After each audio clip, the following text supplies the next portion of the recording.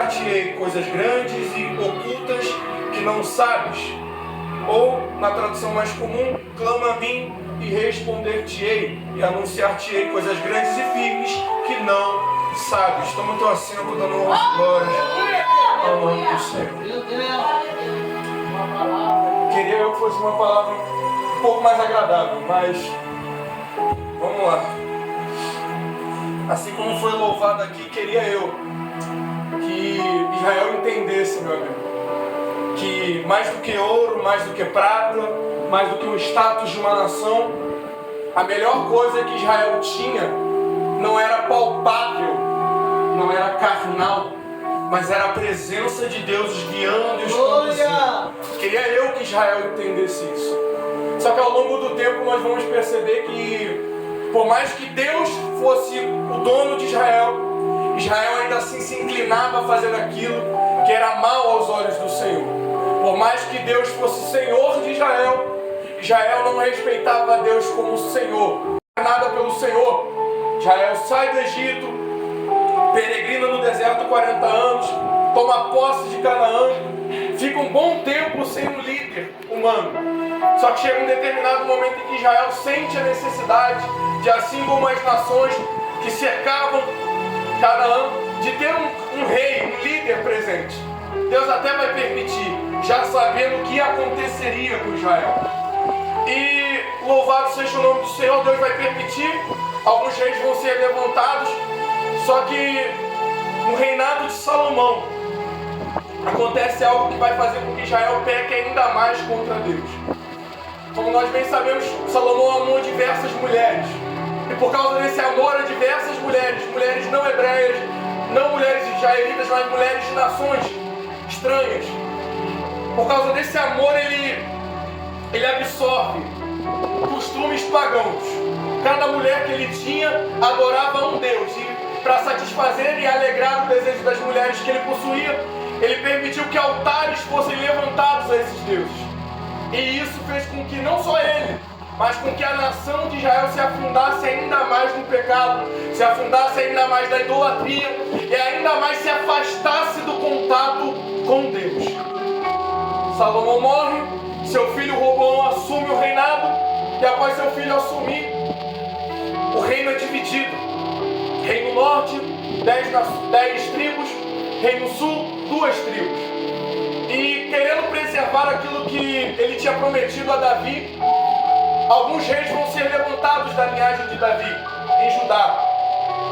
Só que, infelizmente, como o pecado estava tão agravante, alguns reis vão se levantar que eram maus aos olhos do Senhor. E vão fazer com que o povo peque ainda mais contra Deus.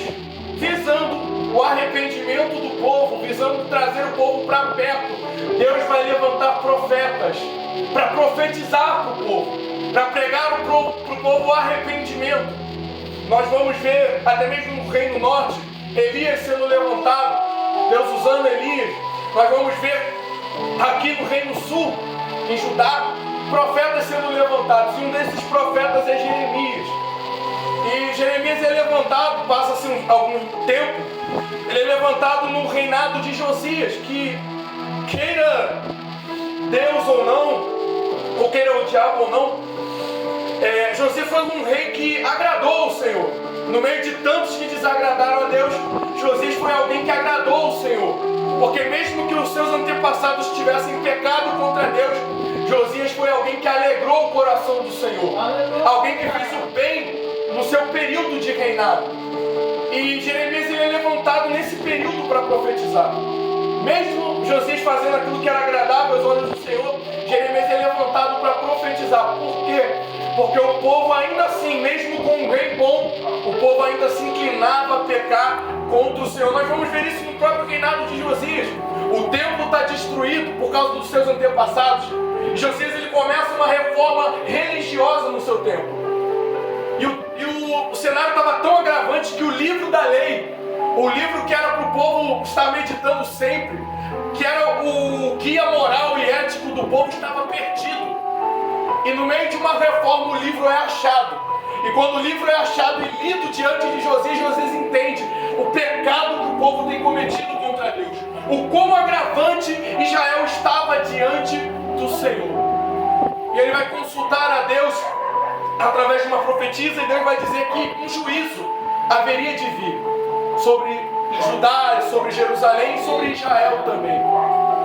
E como nós estamos falando de Jeremias, Deus levanta Jeremias nesse tempo caótico.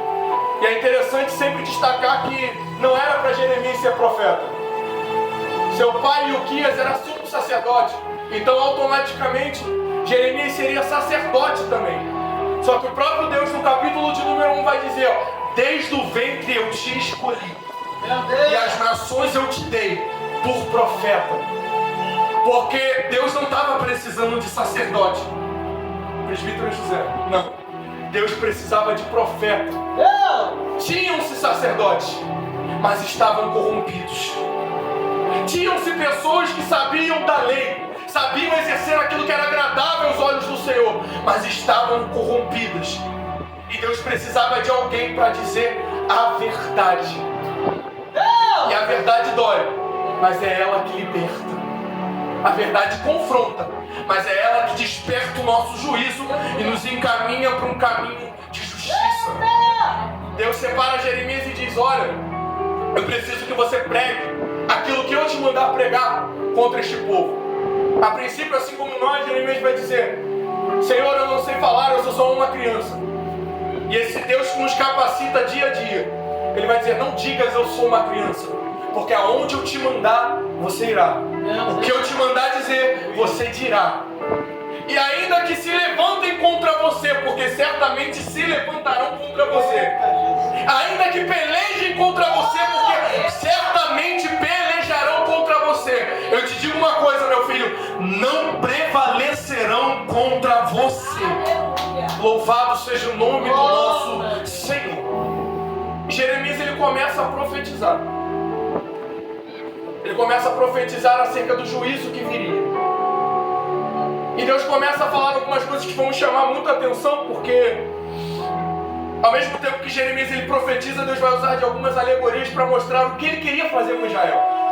No capítulo de número 18, que é o bastante conhecido, Deus vai falar para o profeta, olha, desce a casa do oleiro. Lá eu te farei conhecer os meus mistérios.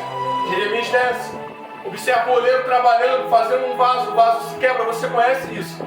E Deus vai dizer, olha, da mesma forma como o vaso se quebrou e o oleiro tornou a fazê-lo de volta, assim é a casa de Israel. A casa de Israel está quebrada, não porque eu quis quebrar, mas a casa de Israel se quebrou diante de mim. Mas ainda que eles tenham se quebrado diante de mim, eu posso refazê-los de novo. E isso mexe comigo, porque ainda que o homem caia, ainda que o homem fale, ainda que o homem tropece, Deus pode trazer o homem de volta ao primeiro estado. Deus pode pegar o homem caído, derrotado, oprimido e tornar a fazê-lo alguém grande. Aleluia! E Deus está falando através do profeta, esse é o meu povo. Eu posso fazê-los grandes de novo. Eu posso reformá-los de novo. Porque da mesma forma como o olheiro não desprezou o vaso que se quebrou, ao contrário, pegou da matéria e fez de novo um novo vaso, eu posso fazer isso com Israel.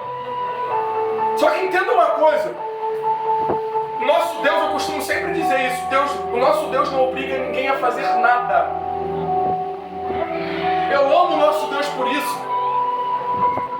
Porque ainda que Ele queira fazer uma obra, ainda que Ele queira edificar algo, ainda que Ele queira realizar algo na vida de alguém, o nosso Deus, além de misericordioso, além de grande e poderoso, o nosso Deus é educado. Ele não te obriga. Se você não quiser, Ele simplesmente não faz. Ou faz através da vida de outra pessoa. Só que no caso de Israel é diferente. Porque na casa de Israel, na nação de Israel, tem uma promessa. Meu Deus! E como Isaías costuma declarar, e eu guardo isso na tábua do meu coração, não tem palavra que saia da boca de Deus que não volte para Ele sem cumprir o propósito pelo qual ela foi liberada. Eu não entendi, Diácono Juan, quando Deus libera algo sobre a vida de alguém, sobre a casa de alguém, sobre a família de alguém, essa palavra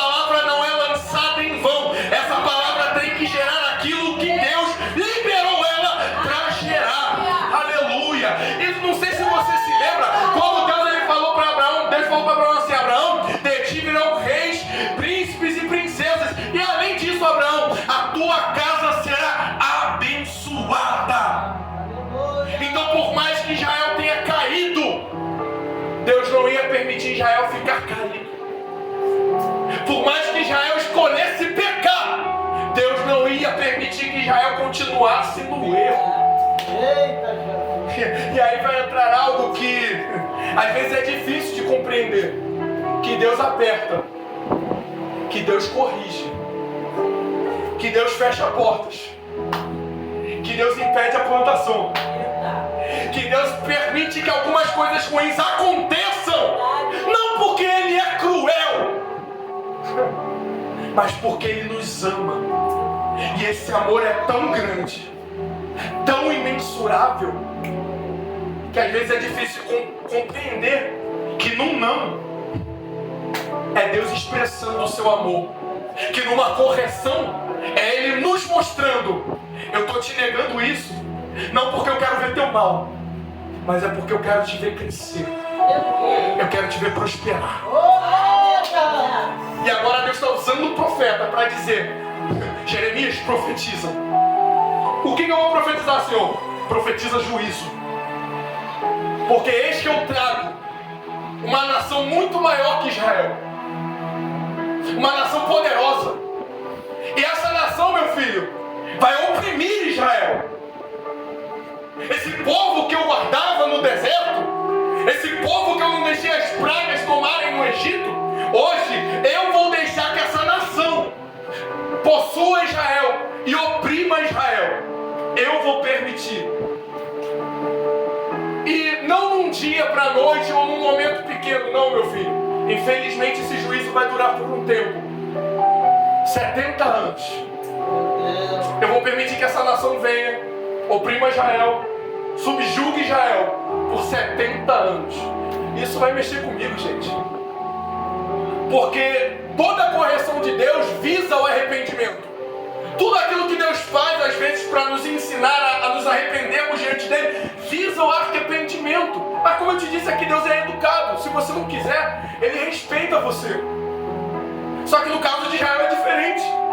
E por ser diferente, Deus já está estabelecendo um limite. Eu vou permitir que a nação venha. E eles ficarão oprimidos, subjugados por 70 anos. Eu vou permitir a miséria. Eu vou permitir a fome. Eu vou permitir que muitos sejam mortos. Eu vou permitir que a cidade seja saqueada. Eu vou permitir que a cidade seja sitiada. Eu vou permitir que os nobres, os ricos, aqueles de grande importância na cidade sejam levados cativos. Eu vou permitir. Só que o meu juízo, a minha correção tem um tempo determinado. Meu Deus do céu. Uma vez que eu estive aqui falando acerca de Sara, eu falei que Deus ele tinha um tempo determinado para abrir a madre de Sara, para abençoar desse tempo determinado, mas para julgar também ele tem um tempo determinado. E não passe céus e terra, a palavra dele permanece. O reinado de Josias vai passar. Já correndo para o final. Reina Jeoacás, filho de Josias, mas reina por pouco tempo. Seu irmão Eliaquim é colocado por um faraó que subjuga Israel, subjuga Judá. Troca o seu nome de Eliaquim para Jeoaquim. Jeoaquim reina sobre Judá. E reinando sobre Judá, Nabucodonosor chega em Judá.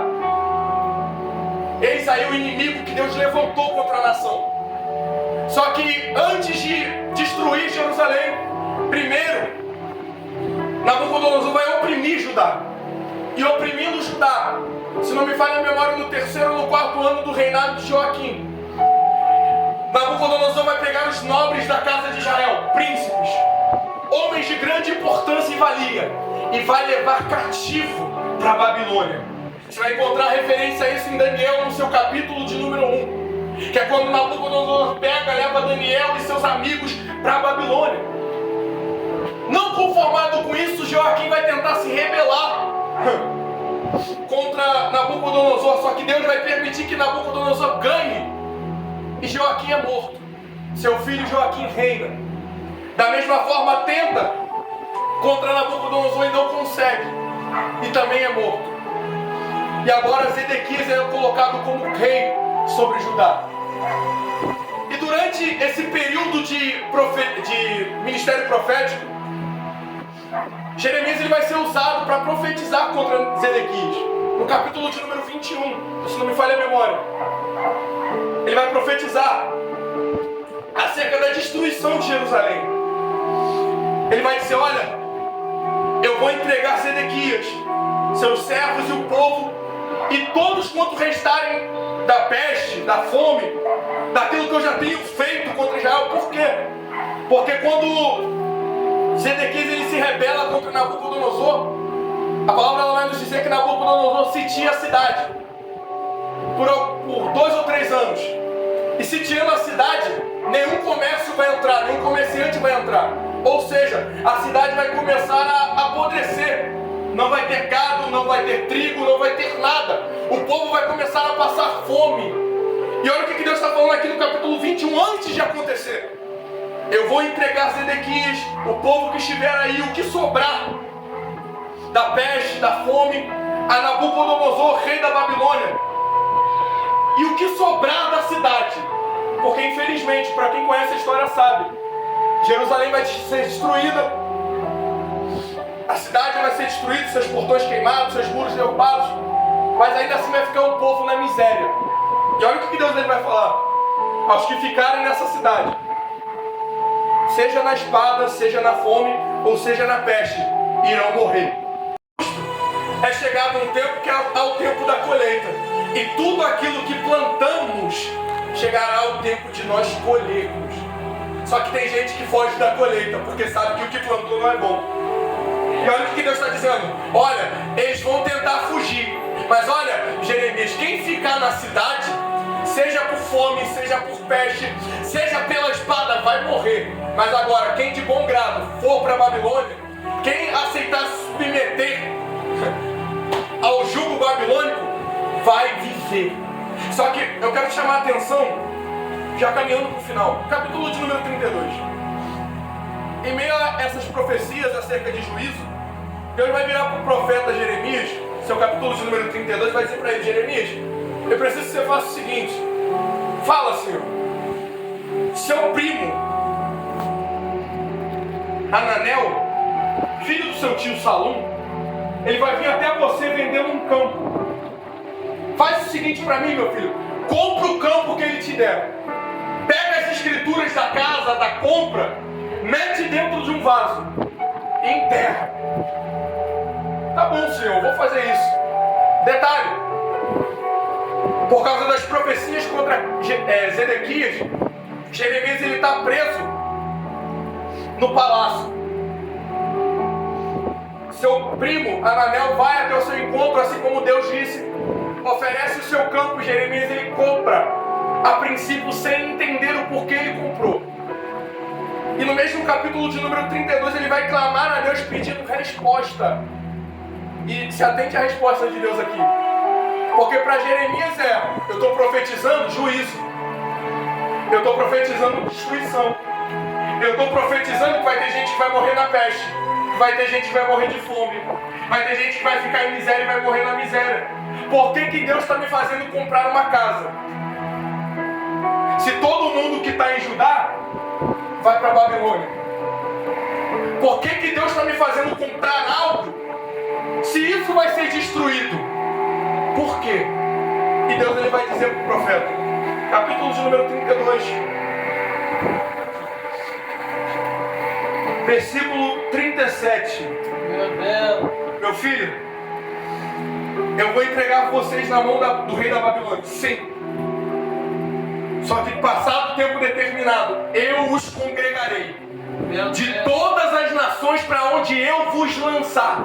É Deus dizendo: eu vou permitir que vocês vão, mas chegando o tempo determinado, eu vou trazer vocês de volta.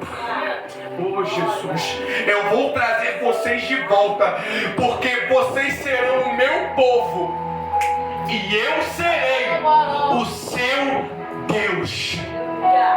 Quando o povo está no deserto com Moisés, em um dos mandamentos Deus vai dizer assim: Moisés, diga para o povo que somente a um Deus eles vão adorar, e somente a um Deus eles vão servir. Deus está dizendo, passado o tempo determinado, o povo que eu trouxer de volta vai entender que eles são meu povo, e eu sou o Deus deles, porque o Deus que nós servimos não divide glória com ninguém. O Deus que nós servimos é um Deus ciumento, ele não te divide com ninguém. Ou você é dele ou você é do inimigo. O Deus que nós servimos, ele coloca nome nas suas criações, ele assina tudo aquilo que ele faz, ele não aceita nos dividir com ninguém.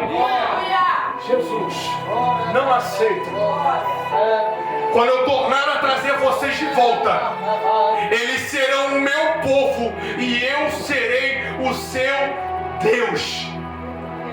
E além disso, eu vou dar a eles um só coração. Aqui não está falando do coração sentimento ou que bombeia sangue, não.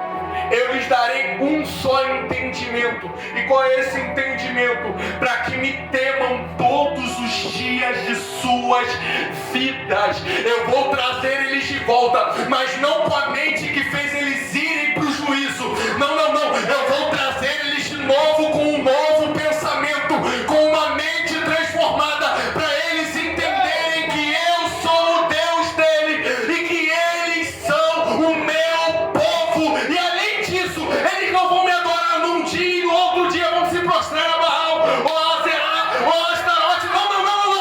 Eles me adorarão todos os dias de suas vidas. Aleluia! Louvado seja o nome do Senhor Jesus. E além disso, Jeremias, sabe por que eu te pedi para você comprar um campo? Sabe por que eu te pedi para você guardar a escritura da casa, o comprovante da compra num vaso e enterrar? Porque chegará um tempo que se comprarão campos nessa terra. Chegará um tempo, Jeremias, que tudo aquilo que foi destruído, tudo aquilo que o juízo trouxe de destruição, chegará um tempo em que campos serão comprados, casas serão edificadas, gados serão criados, plantações serão edificadas, porque chegará um tempo de restauração. Aleluia! Louvado e glorificado seja o nome do Senhor. E chegamos no capítulo de número 43, que é a continuação do 32, gente. Jeremias ainda está preso e Deus falando com ele. Deus vai dizer: assim te diz o Senhor, aquele que faz estas coisas, aquele que forma elas e as estabelece. Eu acho isso lindo, porque o nosso Deus não é somente um Deus que fala, mas é um Deus que faz, é um Deus que estabelece. Diferente do homem que fala e não cumpre muitas das vezes com aquilo que fala, o nosso Deus, ele fala e ele faz. Jeremias, eis que eu sou o Senhor, aquele que faz estas coisas, aquele que forma elas e estabelece. Clama a mim e responder-te. O capítulo 32 começa com, ou melhor, do meio para o final é uma dúvida, uma indagação. E o início do capítulo 32 é Deus respondendo. Você está com dúvida, meu filho? Clama. Existem questionamentos? Clame. Meu Deus! Existem dúvidas? Clame. Isso tem mexido comigo já há alguns dias. E aqui eu encerro. Porque nós perdemos o costume com o tempo de, no meio de cenários de dúvida, consultarmos a Deus. Acredite se quiser, perdemos esse costume. Quando o cenário de dúvida aparece, tentamos resolver com a força do nosso braço. Tentamos resolver a nossa própria forma e maneira, ou como o mundo nos ensinou a resolver alguns problemas. Só que Jeremias está clamando a Deus por resposta. E Deus está dizendo para ele: meu filho, está ensinando para ele, está ensinando para nós. Todas as vezes que a dúvida bater a tua porta, clame. Deus não fala, ore a mim e eu te responderei. Seguindo a lógica, Deus responde a oração. Só que aqui Deus está falando para ele, clame. E o clamor, louvado seja o nome do Senhor. Em algumas traduções, a palavra clamor no seu original significa gritar, protestar ou chamar em voz alta. A palavra clamor geralmente ela é usada em situações de intensidade. Quando alguém está pedindo algo de maneira angustiada, ou está pedindo alguma coisa em tom de socorro, de ajuda, está pedindo ajuda, e não tem quem peça ajuda, falando baixo. Não tem. Já parou para pensar? Imagina, cenário hipotético, sua casa começa a pegar fogo. Como as pessoas vão saber que você precisa de ajuda se você não gritar em alta voz? Se você ficar falando socorro, socorro, ninguém vai ouvir nada. E é bem capaz de você morrer no cenário. Só que Deus está dizendo para o profeta, todas as vezes que a dúvida bater na tua porta, se tiver que gritar, grite. Parece coisa de maluco, mas é isso mesmo. Porque o Deus que nós servimos é isso mesmo. O mundo não compreende Ele, para o mundo é loucura. Mas se tiver que gritar, grite. Se tiver que chorar, chore. Se tiver que se humilhar, se humilhe. Mas chame a atenção do teu Deus. Aleluia! Aleluia! Oh, meu Deus! E Deus ele tem falado muito comigo esses dias acerca disso. Filho, haverá momentos em que a simples oração não vai adiantar. É isso, mano? Está invalidando a oração? Não. Chegará momentos em que teremos que sair das nossas zonas de conforto. Porque é muito fácil simplesmente dobrar o joelho e orar. Você sabe fazer isso de bom e salteado, seja aqui dentro, seja dentro da tua casa. Só que chegará momentos em que Deus vai falar para mim e para você aí. O que você vai fazer de diferente para chamar a minha atenção? E aí? Eu quero te atender, mas eu estou esperando você sair da zona de conforto. Eu acho lindo porque o ministério de Jeremias é marcado por algumas coisas. Uma delas no capítulo de número 20, que o profeta está profetizando e ele é esbofeteado. Ele está pregando o que Deus está mandando ele pregar e alguém o agride. E ele vai parar, creio eu, para refletir que no capítulo 1 Deus falou para ele: olha, pelejarão contra ti, mas não vão prevalecer. Ele é esbofeteado, ele é amarrado num tronco. Ele vai olhar para os céus e vai dizer assim: Senhor, o Senhor me enganou. Ué, o Senhor não disse que iam pelejar contra mim e não iam prevalecer? Olha eu aqui, amarrado. Olha eu aqui com hematoma no rosto. Estou prevalecendo, Senhor. O Senhor me enganou. O Senhor me iludiu. Eu acreditei nas suas palavras. Em outra situação, o profeta vai ser jogado numa cisterna vazia, sem água, para morrer. Mas eu louvo, glorifico e exalto a esse Deus. Pois quando entendemos que o clamor a Ele não depende de cenários. Meu Deus do céu, eu vou repetir isso daqui. Quando entendemos que a adoração a Ele, melhora para você, não depende de cenários confortáveis ou favoráveis. Quando entendemos que a adoração a Ele não precisa de casa cheia, não precisa de instrumentistas, não precisa de língua estranha, de mover do espírito, de gente rodando, não. Quando você entende que a adoração sincera é capaz de abrir os céus e mover os céus ao seu favor. Ele muda o cenário. Ele responde a tua oração. Jeremias, clama a mim. Se tiver que gritar, meu filho, grita. Está amarrado? Grite. Está em dificuldade, não consegue fazer nada? Grite. Porque eu que estou dos céus te ouvirei e te responderei coisas grandes e firmes que você não sabe. E eu anotei algumas coisas aqui.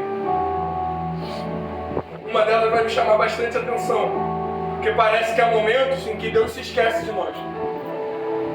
A gente até faz a vontade dele, mas parece que o cenário vai apertando. A gente pensa, Deus se esqueceu. Deus não está lembrado. Eu clamo e parece que ele não me ouve. Só que eu acho lindo que Isaías vai escrever algo no capítulo de número 49, falando acerca de juízo também. Porque o povo vai ser julgado, ou está sendo julgado, ou vai ser julgado no futuro, e alguns que vão ficar no juízo, vão olhar por causa que o juízo está demorado e vão dizer, Deus se esqueceu de mim. Deus me abandonou para morrer aqui. Só que o profeta vai dizer, o profeta Isaías, capítulo 49, Sião diz, o Senhor me desamparou, o Senhor se esqueceu de mim. Por acaso, pode uma mulher se esquecer de um filho que ama, de modo que não se compadeça dele? Ainda que a mulher se esqueça, oh Jesus, eu todavia não me esquecerei de ti, oh Jesus. Oh,